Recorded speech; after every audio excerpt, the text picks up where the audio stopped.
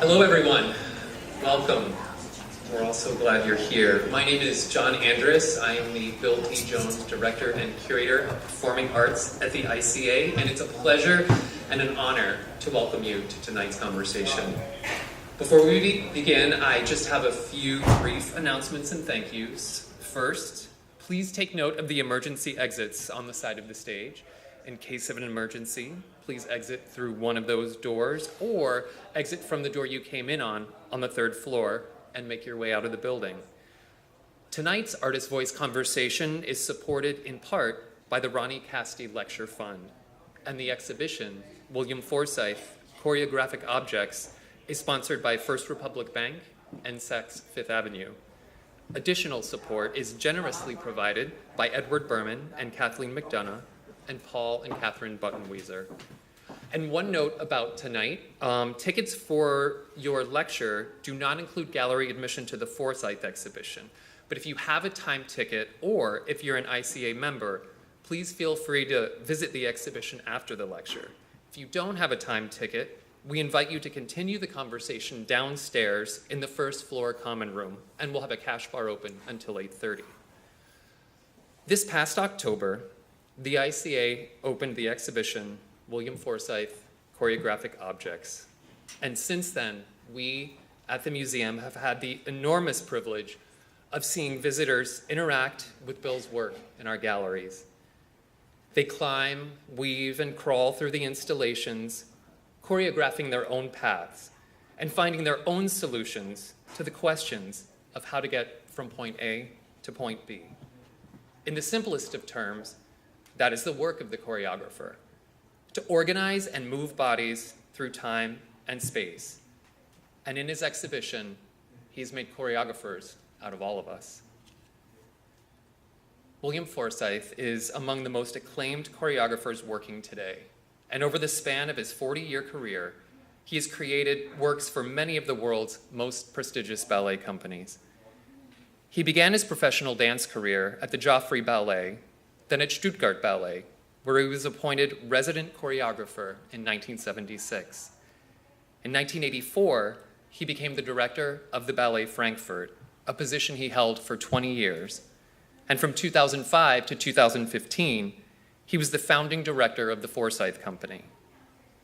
His architectural and performance installations have been presented in numerous museums and exhibitions, including the 1997 Whitney Biennial, the Louvre Museum, the Wexner Center for the Arts, Tate Modern, the Museum of Modern Art, the Venice Biennale, and here at the ICA in our Dance Draw exhibition.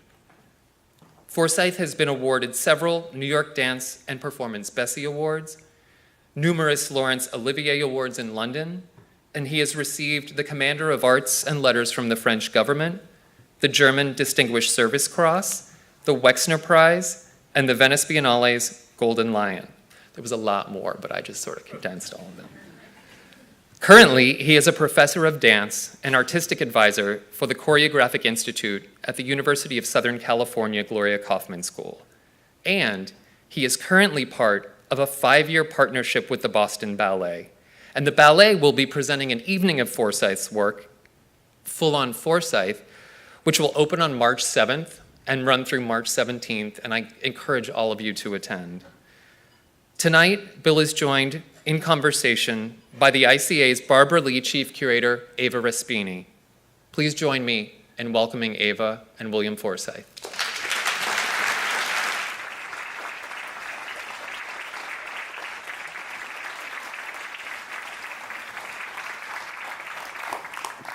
Hello. Good evening, everyone. Are we on? I think we're on. We're on? Oh, yeah. We're on. Thank Your you, seats John. are much more comfortable. Okay. But this isn't about comfort. I'm going to grill you tonight. I want to thank everyone for coming out tonight. This is the last night. It's the last day of the exhibition, which is it's a bit bittersweet for me. It's been an incredible run. We opened on October 31st on Halloween.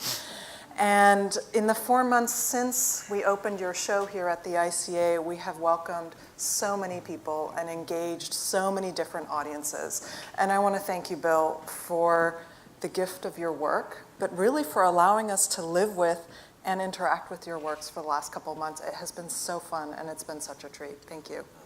Very, very welcome. Yeah, thank you.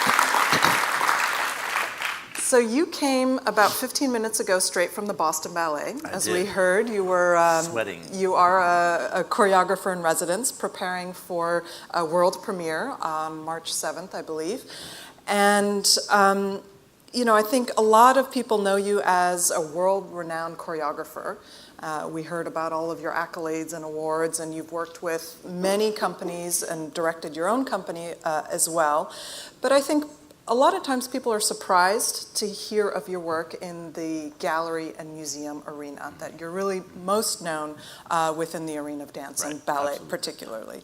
So I thought maybe we could start this evening by understanding a little bit more from you how you came to create what you call choreographic objects, which are these kind of hybrids. They're sculptures, they're architectural installations, they're videos, they're massive in size as well as intimate in size. Mm-hmm. But how is it that you came to make these objects some 25 years ago? Well, I'm one of those people who is never, ever bored. I just can't I've tried. I can't get bored. There's always something lying around, right? Yeah, and you're always sort of, I don't know if but myself, I'm going like, oh, what does that do? Or what else can we do? I'm one of those people who, if I'm at the table, I will compulsively arrange every single thing several different ways. But I'm always in the process of reconfiguring. Yeah. So at one point when someone said, would you like to do something in this giant room? I was it was at a big, what do they call them, exhibition center, like a trade fair kind of place. Huge room. And they said, what would you like to do? And I said, I'll think of something like that. Turns out that my kids had balloons at that time. So I ended up making this environment with about 7,000 balloons. Yeah, my kids liked that one. Apropos influence from my real life, apparently I made the world's largest bouncy castle. And too big to fit into it. Yeah. Unfortunately. Yeah, right. But the question for my own children was, so when you die, who gets the bouncy castle? Yeah. So, but I'm always trying to think, how else can you do it? Because in our profession, and I'm talking about very specifically ballet. I'm a ballet choreographer primarily, even though it seems like I do other stuff. It's a very specific way of dealing with materials. It's a very specific way of dealing with, I'll put it this way, choreographies are problems invented by choreographers, and they are there only to be, or to ask for solutions. So you build this problem, and basically it's a chaotic situation. And what you try to do is basically mitigate chaos, If the idea is stable, it doesn't do anything. So you basically are, what do they call that? Absichtlich, on purposely, sorry, German? Intentionally, thank you. Producing a chaotic environment, an undependable environment, and an unpredictable environment. And I said to the ballet dancers the other day at Boston, I said, what does everyone like the most about what you do? And they were like, I don't know. I said, they like the fact that you can fail, because that's what makes it exciting. If you watch something you know, oh, that's going to be fine. That's going to be fine. At one point, actually, your brain goes like, that's going to be fine, like that. So in terms of attention science, setting up patterns of potential failure, of catastrophic failure.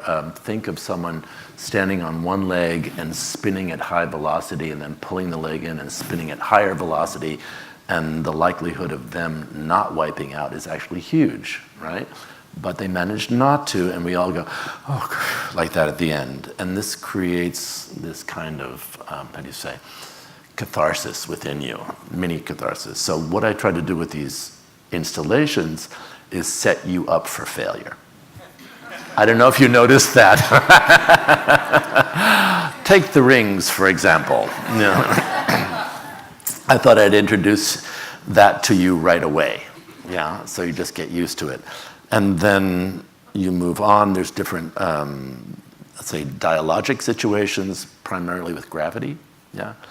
And reintroduce these subjects slowly in various, let's say, different guises. The first situation, you have this very chaotic, there it is, right. Well, and this is not really how you see this piece when you first encounter it. Actually, let me just make sure. You are a vampire. Here. This is really how one sees it, right? And in fact, we do have a little video, and we can talk over the video. Whoops. I just did something here I shouldn't have done. Can you play the video, Ryan, please?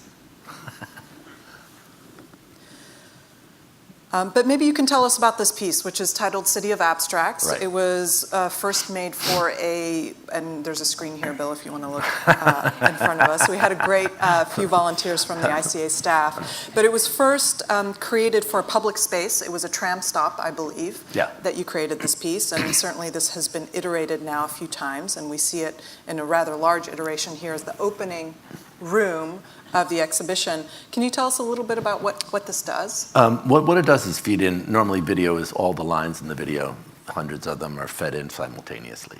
And this software feeds them in one by one from the top. So it's scrolling, the image is never, ever at rest. Yeah? And you don't know that, but you do notice that if you move, something happens to your image. So there's two things you can do. Either you can mitigate chaos by standing still, right? Or you can investigate and find out what the hell is going on here, like that. And when you see people jumping around like that, right? And now that woman was just watching the result. Look at this, okay? She's fantastic. They're trying to see what does it do. So if I have a rehearsal and I set up, let's say I set up a really complex combination, bump, a boom, a bump, a bump, and I notice high velocity and it's a complicated rhythm, I'm going to look at what does it do. So basically, you are setting up a choreography for yourself. You're trying to figure out how this system works, and you're looking at the results and going like, what are the tendencies, yeah? So what's anomalous and let's say, what is anomalous and what's regular, yeah? And so by trying different modalities, people are turning, they're spinning, they're jumping. The children were amazing. They were crawling and rolling. And people started exchanging ideas. Did you notice that when you were in the exhibition, that people would copy each other, going, that's a good idea, and like that. And I find that that's a creative environment. When I'm working at Boston Ballet, I'm going, hey, what did you just do? And then when I did that, I say, hey, what do you think of that? And they go like, oh, that's a great idea, let's do that. And there's this constant exchange of things. So basically, we're setting you up in a choreographic environment, yeah? And what is that composed of? Another trick question, besides failure. Curiosity, yeah? What if, Well, the thing I love about this piece is that it's a call and response, really. So you see, okay, if I move my right arm like this, it looks like this on the screen. And I think you and I chose it as the opening piece because you immediately get it. That sort of invitation to move, the invitation of this kind of call and response. It's something you don't need to be trained, you don't need to know anything about dance, you don't need to know anything about choreography, about visual arts. You immediately get it, and everyone can participate. So for me, I love the generosity of that kind of invitation to the viewer. It's kind of an egalitarian environment. Everyone's equal. No one gets special treatment. Yeah. And you all have the same proposition. And yeah. Well, You're a beautiful writer, in addition to being an amazing choreographer, and you're very articulate and well-spoken. So I have a quote here about... Except after 6 hours of rehearsal. We'll give you a little break tonight. I just want to read something that you wrote or you said about choreography, because it dovetails on what you were talking about, this kind of democratic impulse. And I think we saw that very much in the show, and that everyone participated and interacted in this exhibition. That's what was so amazing. There were kids, people from all walks of life, people who had never been to our museum before came here to see your show. People who knew nothing about choreography and dance came here. Untrained individuals came here and interacted with the works. So you say here, there is obviously a received notion about theatrical performance. But if I can contemplate not having access to a theater, how do I practice what I know without the usual materials? I am not trying to think differently. It's the same idea. Where does choreographic thinking arrive? What are the outer limits of this practice? So I just kind of want to come back to the idea of the fact that, you and I have talked about, you're not a visual artist. You're a choreographer, and your medium is choreography, and that is what's on view here. That's really important, too. So maybe you can talk a little bit sort of more about that. Well, I have lots of ideas for other things, but I want to stick to the subject. I'm sure I would slip into sort of sculpture fairly easily, and I find that dangerous because I am not educated as a visual artist. I'm educated as a dancer and choreographer. That is my field of expertise, and I want to remain with my field of expertise. These were originally made for non-art environments, and they're gradually adopted by the arts community. Over the last 25 years, it's sort of built and built. And it's very curious that from my perspective, that this seems to be needed. For some reason, you all say, no, this is the right thing to do now. And so I'm, in a certain sense, I'm a spectator, and I'm a little bit of a passenger, on your train, But it's very delightful. I mean, I like the way you all frame things. Yeah, you're always looking for connections, I find. Yeah, you're always saying, oh, we think we can explain this further or connect this further. And that I like very, very much. Well, I think one of the things you do in your work, and I see this connection with conceptual art mostly of the 60s and 70s, is with most of the pieces in the show, you give an instruction to the viewer. Yeah. And so the next piece that one encounters in the exhibition is titled The Fact of Matter. And the instruction to the viewer is to traverse the space using only the rings. Yeah. And that is a strategy from conceptual art of the 60s and 70s, and certainly still used today. But this idea that the instruction is the work, really, is something that I think you kind of embody. And I see that link to visual art practices. But obviously, this is more than just the instruction. Yeah. And this piece, getting back to failure, is the kind of kernel of, I think, that conversation around failure. So maybe you can talk a little bit about how this piece came about and what it means for you. Well, as I have a very active profession, I have to stay in really good shape, right? That's part of the deal. So I am always looking for things to do. That's Venice. That was pretty. Venice. Yeah. I'm going to show a video while he talks, just so we can see that. So I had a catalog from a place called Perform Better, which supplies equipment to all these big training centers for professional athletes. And so I have rings at home, I have all kinds of things. But I was always using them the wrong way. So I think that's part of my charm, is that I use things the wrong way. Because they're usually more interesting, we all know what people do with rings, and it's very exciting, and it's very skilled, and it's high-end stuff. But I discovered when I had a bunch of rings that they were incredibly destabilizing, and so I tried. One version was I had all the rings at one level, and you had to only get across. You weren't allowed to really use your legs. You could sort of swing like this and do stuff, but it wasn't as destabilizing as this. Oh, good luck. You have a pretty good sense, you think, of yourself, yeah? And that involves a sense of coordination, your weight, your strength. And you pretty much don't notice it, really, to a great degree. You take it for granted. You just don't notice it. What this does is, someone called it in London, they said it's an instrument of self-knowledge. Yeah. You think of this as your strength and your coordination, your weight as an integrated whole. It is under most environments, but in this environment, it is not. And I think what's interesting for me in this is why people think they should keep going.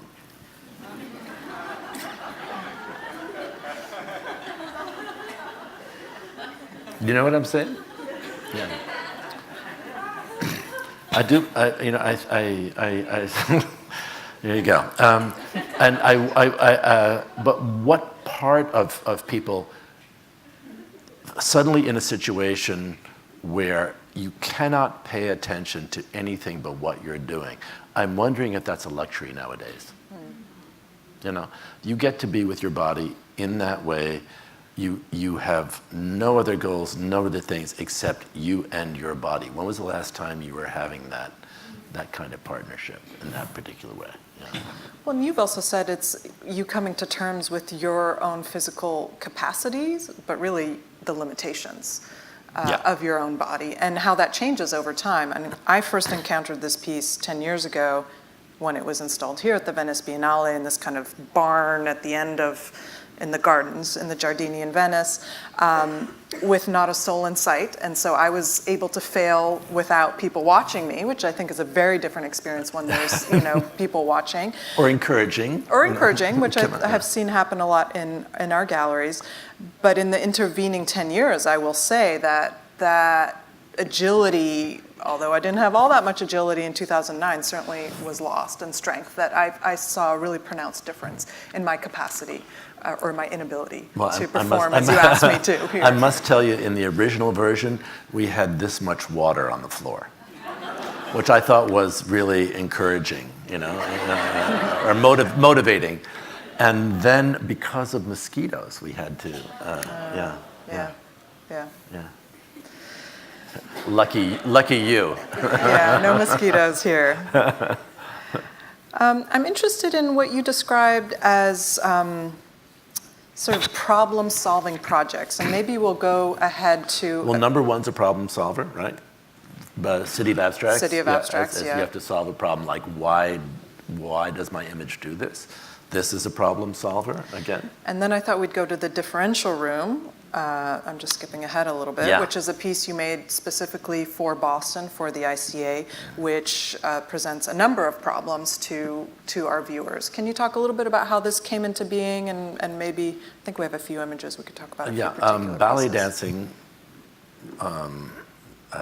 is my main field, and several of these works describe what it is like to be involved in or in the middle of a choreography. It is literally, you are thrown into something, but it also asks you to take part in the process of materializing. Yeah. So first thing was the point line, and you materialize a material object, which is a real line as far as I'm concerned. Yeah. And then there's one on the side, it says raise the heel of the foot, which none of you really actually did. Sustain that, and keeping that position, jump on that till complete exhaustion. The name of that is first act. Why is that first act? Giselle goes on full point. She goes dun dun bum bum bum bum bum bum bum bum bum bum bum bum bum bum bum bum no dun dun dun dun. Anyway, she does this like 32 times. Let's say Giselle weighs 45 kilos. I don't know. You think about putting 45 kilos in a 2 centimeter diameter space, and with weight velocity. Jumping compounds the weight, increases it. It's kind of a crazy thing, yeah? And very few people are capable and also willing. You know what I mean? It's like you have to commit. And I believe the instructions on that piece is to do that without till exhaustion, but without showing your exhaustion. So that idea that you're, smiling and as if nothing is happening. Right. No big deal. And not drawing attention to yourself, meaning you have to draw attention to your character who is expressing joy at experiencing tremendous distress, But some of these I found to be not only incredibly hard, but impossible. Right. So back to the failure part of this exhibition, can you talk a little bit about the impossibility of some of these instructions? Well, ballet dancing is basically, the proposition is it's impossible. There are no arabesques.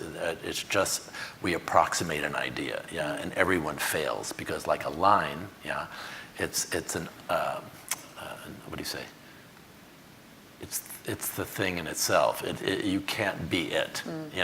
So you can only fail at arabesque, but you can do a really good job while failing. You can fulfill the criteria, but you will never be as the instruction asks you to be. There's some tricks in here. For example, you're going to make me cough too now. It says the one said take 9 steps. They made me reduce that because of traffic. It was originally 15, which was a guaranteed fail. 9, okay. Walking away from the bench and then sit down. Most people do not have that much proprioception to do it. It says steps. So what is a step? Interestingly enough, people go, boom, like that. That's a stride. Yeah. And a step would, let's see, what's a step? That would be a step, right? Or, yeah. So that's the trick, how you decide to do it. Some people would go 1, 2, 3, 4, 5, and then they go and sit down. You know what I mean? So there's all kinds of ways to mess with the exhibition. You can look at the instruction and it goes like, well, it's not really exact, And that was the really hard part of some of these was the language description. It was a lot like programming. You had to define it or it just didn't work. So we were really involved in getting these things with these variables in them. So what is a count? Here you have to lie down. You have to sit down without the use of your arms, or lie on your back for 30 counts or something, Like, is a count 1, 2, 3, or is it 1, 2, 3, 4, 5, 6, 7, 8, 9, 10, 11, 12, like that. And there are various strategies like that. There's one that says hold the object absolutely still. The other day, and some woman went like that. Like that. I was like, legit, totally legit. Yeah. And so, but that's the beauty of it.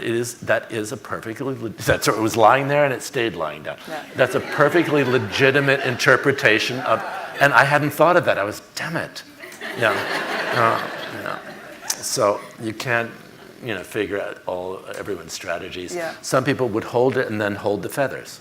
It doesn't say hold it in one hand, So there's a lot of room for interpretation within these.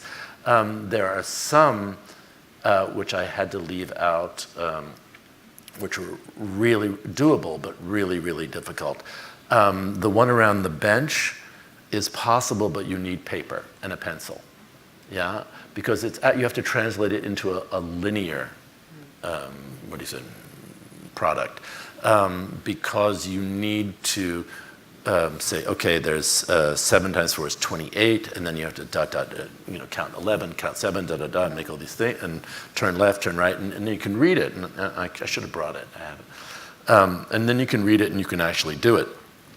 But to actually hold that all in your head is a lot like ballet dancers doing choreography, or any dancers doing choreography, I would say.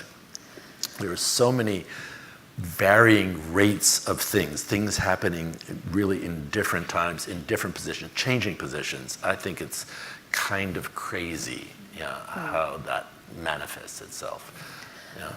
Well, I had the pleasure of watching you in rehearsals last year when you were preparing for last year's presentation at the Boston Ballet. And I know this is what you're known for in the ballet world, but I was very surprised to see how iterative your process was. You were preparing a piece from the 90s, I believe, to be presented again here, so choreography that existed. But you were seeking the input from your dancers according to their strengths, you know, who they were, how they danced. Oh, you prefer this step? Oh, maybe you'll do this step. That there was a real iterative and kind of interchange between you as choreographer and those dancers, and not just a kind of from up high, you saying, no, this is it, and it's a fixed thing. And the thing that I really learned from that is in thinking about how you are working with these choreographic objects, how many of them are iterative in that they have some, I'm going to flip through. Leeway? Yeah, no, well, also that they change according to the space in which they're installed, but also that they might have begun as an idea for a trained dancer on the stage. So we see here Stellan, and how that might translate into what we saw as a video, as an artwork in the gallery. And I'll just give another example is just flipping through this last piece, the Nowhere and Everywhere at the same time. That's the first version. This was the first iteration that was made with a trained dancer and for people to view rather than to interact, which is the iteration that you see upstairs now with untrained. Okay, so people. in the version upstairs, it's a very, very complex, like 60-part counterpoint, yeah. Then go back upstairs. one. That's yours. Yeah. There's one which has a 16-part counterpoint, which has like 800 pendulums, and there's one now with, I don't know, thousands. We have a mini version, only 60 pendulums. Only 60, but yours are individually counterpointed, so like each one is an actor, where the other ones are grouped. Yeah, and so actually show video while you're talking. Yeah, it's actually done more as a piece of music than it is as a spatial thing. Yeah. So in the analog version with the single performer, that person set up patterns, with the pendulums. He stopped them, started them, set things going. So he composed the whole thing, but it was all spatial. Yeah. And in this case, we made the entire composition acoustic, so you can hear it go like that, and that's on purpose. Yeah, it's all acoustic, and you're looking at the result of a piece of music, and not the intent to confuse you. Yeah. And so, how do you make that jump from this, which is the sort of first iteration with the dancer, where we as an audience are performing it like a traditional audience, we're outside, we're watching, to now where as the audience we are the participants, we are the performers as well. Can you talk just how do you, how does that process? It comes from, how does it go? Okay, I did this digital document called Improv Technologies, and sort of it's been used a long time by all kinds of dancers, very popular break dancers apparently. Yeah, this is part of it. And I said, why do you guys use it? And they said, to solve problems. I was like, okay.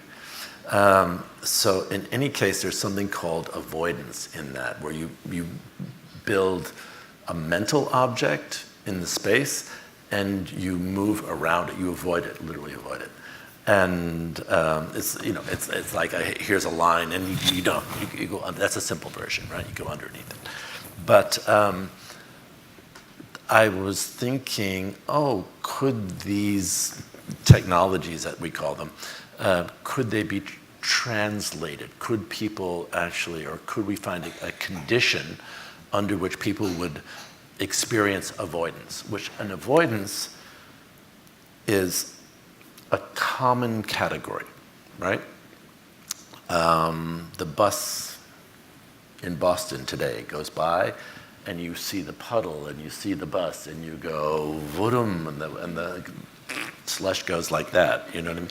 So it's something you do. The door goes like this, and you go like that, you know? And it's in your life, but you don't notice anymore. It's just part of living. So what the objects really tried to do is isolate these single phenomena, not to make them more complex, actually to make everything more visible in a certain way. Right, like that woman there with the boots, like that sort of step back, the avoidance. Yeah. Now you can have an easy time in this, or you can escalate. So if you as you accelerate in that room, it gets exponentially more difficult. If you decide to go through that room really quickly, good luck. Yeah, I mean, you fail at that. But it also allows for little people and stuff so that they don't get knocked, you know. But it's up to you to pull out the sensations that you want out of it. You know? And some people don't think to do that. Some people are like, well, I just went through it, you know. And that's right, you did. Some of the works in the show, or one of the categories of choreographic objects, are videos. So they're not interactive or participatory. And one of my, we'll go back to this, yes, Alleinigung 2 is the cover of our book. I think one of my favorite works in the show. And it deals with a kind of entanglement. You call this a pas de deux. Something that you've been thinking about for a long time, because I'll go back to this, which was a live performance with two dancers that were similarly entangled. Right. So can you talk a little bit about your fascination with entanglements, and also how you see these videos, which to me become very sculptural, how they sort of fit in with the choreographic objects? There's the word stellen in German means to place, hinstellen, to place there. And Ent Stellan, with the prefix ent, means to disfigure or disform. Yeah? So it's a funny combination. So I said stell, as in stell das hin, place that there. And then I wrote ent, stellen. So stellen, stellen. So it was stellen was there. Both words were there in the same thing. So placing and deforming. And what I tried to do was take the idea of a duet and suck all the space out of the duet. No more room, and then no more time.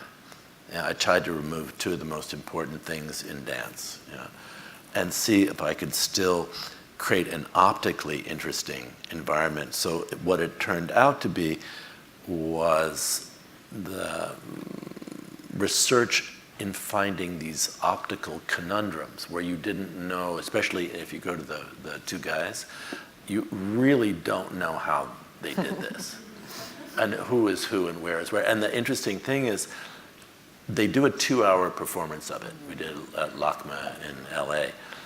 And at one point, you really don't have any idea where your own body begins and the other person ends.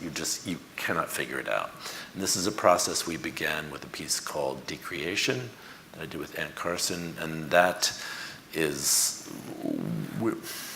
there was a dramaturgical reason for it, but I said the dancers were in pairs, and I said, you need to take inventory with your own body of every single part of the surface of the other person. Yeah.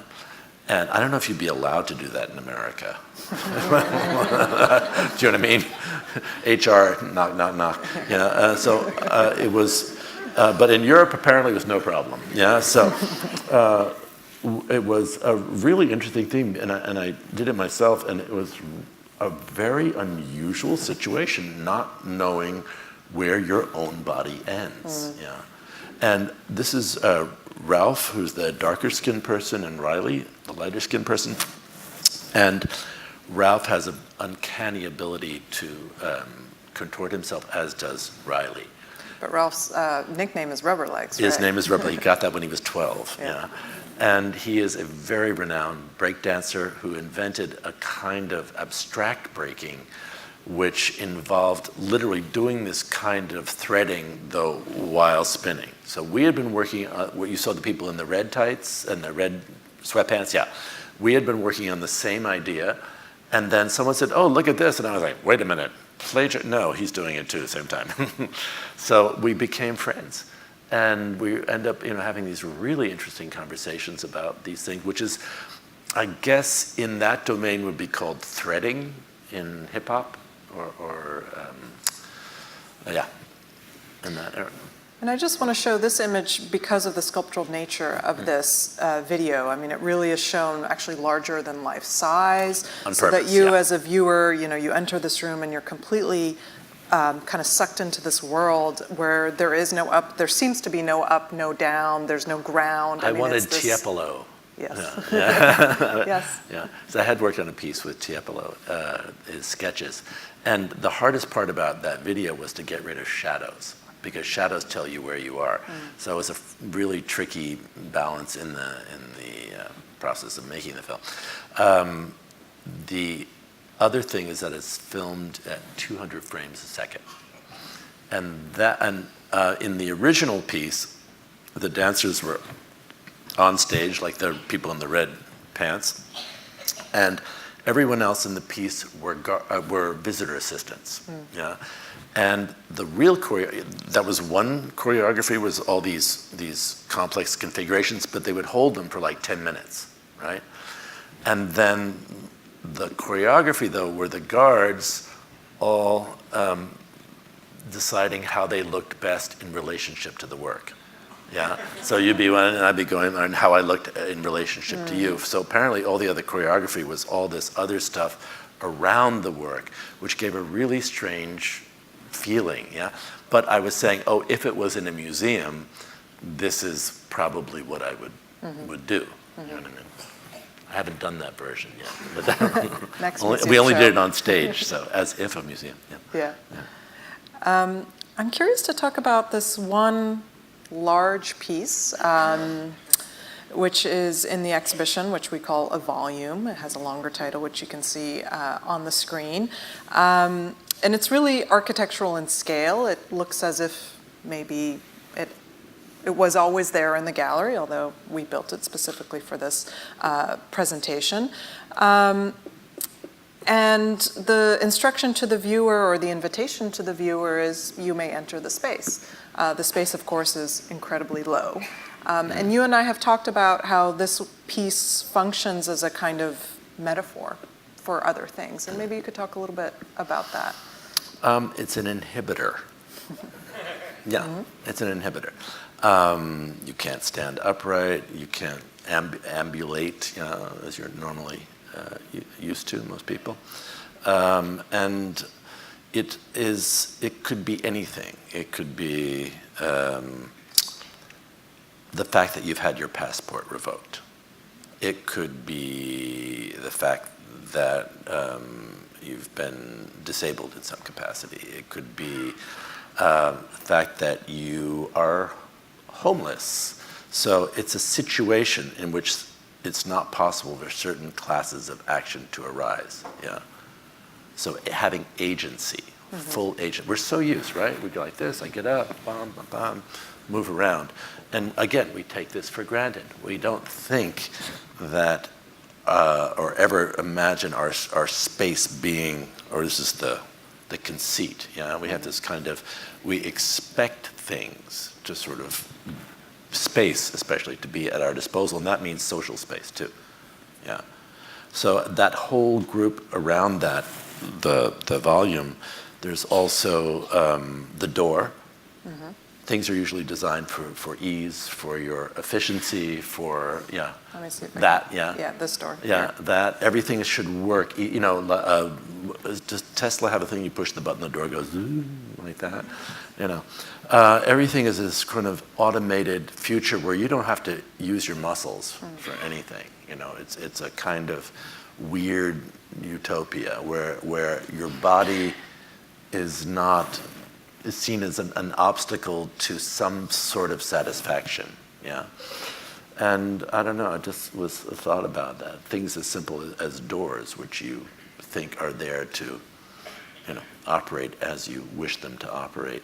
And then the rubber bands are usually something that you would expect to cooperate. Did anyone have a problem with the rubber bands?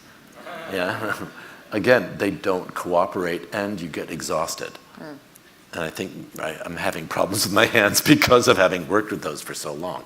But I'm also interested in that, like in the rings, people at one point also will think of aesthetics. Yeah. They will try to do things aesthetically, or in the City of Abstracts, the video wall, they'll think aesthetically. And these two people are making things, but they're doing it with an uncooperative medium. Yeah, it's difficult, and the results are hard won. You know, you have to really go. I'm one of those people, though, I'll spend several hours tying knots with one. So he's never bored, remember that, right? So I just thought it would be good to shrink the exhibition down to this, yeah, which is not unlike the rings either, but it's different. Yeah. Well, it's a more haptic experience. This also with the feather duster, there are these moments where you have a kind of individual haptic experience as opposed to then the larger architectural Whole body installations. things, yeah. So the exhibition goes shum, boom, shum, shum, like And that. I like that kind of expansion Dilation, and yeah. the dilation that happens. And you know, one thing that we found about this volume, sorry, let me go, where are we with the volume? I'm lost here in my, is we had story time under the volume.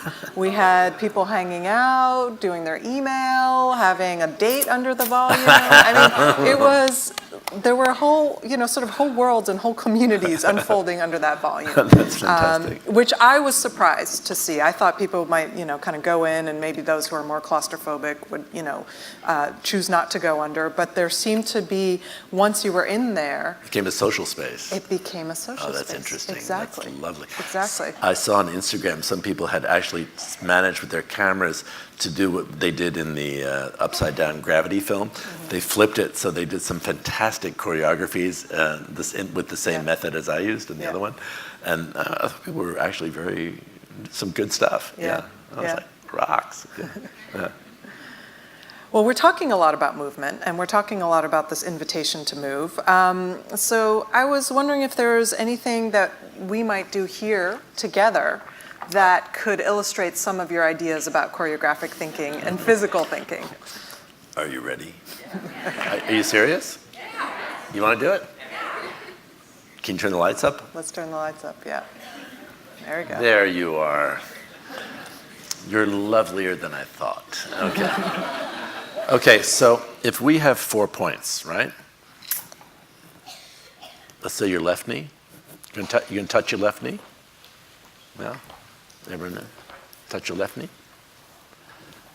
Touch your right knee? Touch your left shoulder? Touch your right shoulder. Right? So we go 1, 2, 3, 4. Let's do it a few times. 1, 2, 3, 4. One more time. 1, 2. Now we're going to start to say colors. Red, yellow, blue, blue, green, green. Red, yellow, blue. Excellent. Red. And now we're going to rotate the colors. Blue, green, yellow, green, red, blue, green, blue. And voila, the fail. Okay, yeah. So what I'm asking you to do is you establish a pattern, and you're crossing the midline, which is hard enough, yeah. And then you're establishing a mental object. So when you do the point line and you have the line there, that's also a mental object. There's no line there, but there is a line there, theoretically. And the same thing, there's these colors are a mental object. Yeah, they're not this is not a red. This is not a yellow. Yeah. This is a knee, this is a knee, this is a shoulder, shoulder, right? And this is position 1, position 2, position 3, position 4. You have color 1, color 2, color 3, color 4. But then they're going to rotate in this pattern, that way, okay? So who wants to try it? I have a volunteer. Can you get through it? There we go. Oh, you go, bro. Come on up.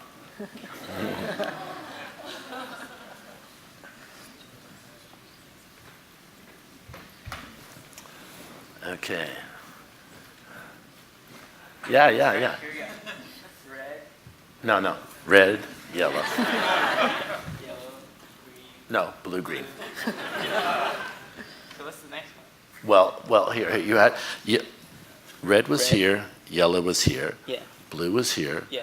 green was here. Do you see them? Yeah. Okay, good. Now, if they're all going to rotate one position, Green would go here. right? Blue would go- But yeah, no. No, yellow. Yellow goes there, and then Blue. no. You just said it before. Green. Green. Right. Okay. Do the front. Okay, here we go. Ready? Try crossing.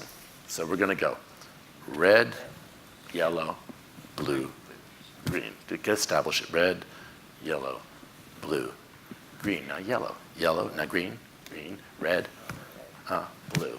Okay, go on. I was following you. Okay, so to keep this, I had to practice for several months. Just so you don't feel bad, right? Okay. Like that. But so, a brave man. Okay, all right. Thank you for that. This sort of thing, for example, you could think of it as counterpoint in a way. So you have this would be your melody, bum, bum, bum, bum, and then this other thing that's rotating. Now I can do one if I put pink and brown here in the air. So I have red, yellow, blue, green, yellow, pink, because pink moved from here, right? Yeah. Red, blue.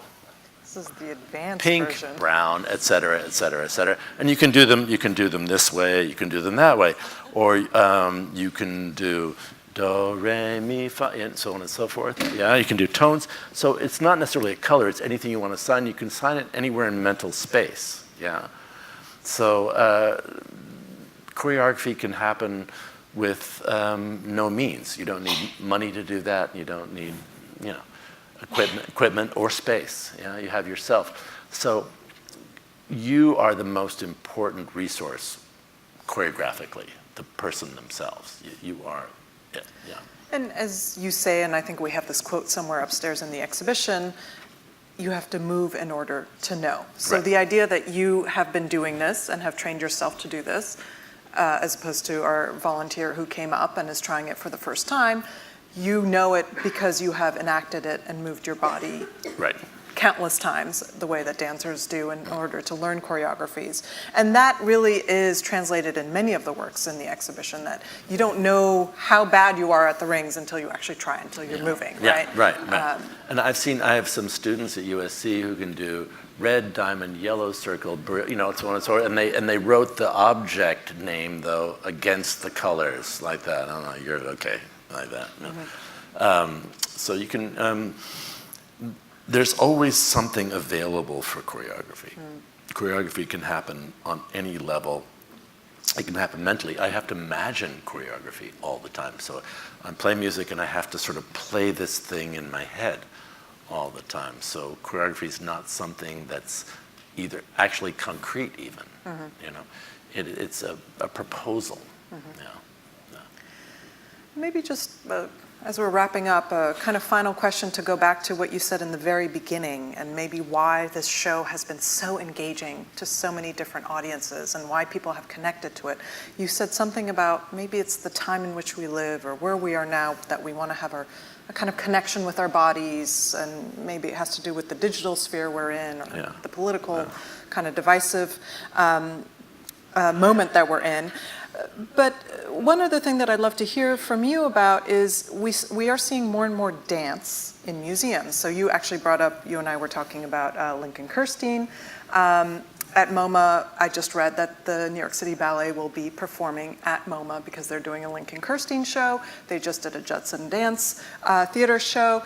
We've been seeing this a lot in museums. Maybe some of you have encountered it in other museums where there is dance happening in the gallery. Yeah, but I don't do dance. I was just going to say, you are very specific about the fact that you don't do that. So maybe just to hear a little bit what it is that you are doing, apropos not that, and why you think there is this kind of desire to bring movement somehow into the realm of the gallery or the museum. Well, I thought it'd be a question for you why there is the desire to bring it in. I can only have it, and you guys go, this is useful for us for what part of your discourse, Yeah. So. I mean, I think it goes back to what you said. I think a kind of connection to the body and these sort of ephemeral, dematerialized digital times. I think people are wanting that kind of connection. And I think a kind of connection that's human to human, body to body, is something that people, I think, are desiring more and more. I mean, where do we really convene? It's interesting. I mean, you see everyone collapsed into their device. You know, everyone's like this. And you go upstairs and you see a group of people sort of cheering each other on and trying stuff and, you know, amused and laughing and creating these things. And so it suddenly becomes this good way to be express community. That's what I like about it. You know, that's what I like about my work in the ballet salle, the rehearsal room, is that we're a community. We're really a strong, strong community of people trying to do something really, really well for you. You know, and you might not even notice, you know, the details, but we are really invested in doing something well that's bringing well-being to this community, to Boston, for example, but to the community that is the company in itself. So there's this kind of very interesting dynamic of, how can I call it? It's the opposite of what you mentioned before, you know. It is this kind of encouragement and support and critique. It's just excellence, you know. It's good. Yeah, it's a good environment to live. I lived in that environment, and I think I'm very lucky to live in that environment. Yeah. So, but it's nice to be in this environment too. Well, we've been very lucky to live in your environments. I think we're pretty much out of time, so I want to thank everyone for coming tonight, and thank you, Bill. Yeah, thanks, Eva. Thank you, Bill. Thank you.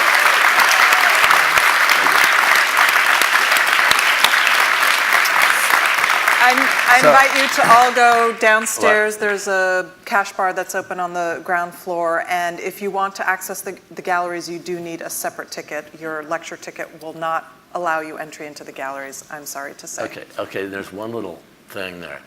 If you manage this, if you explain it to someone, and they witness the fact that you have correctly performed it, right, one full rotation, you own the piece. Okay? There you go.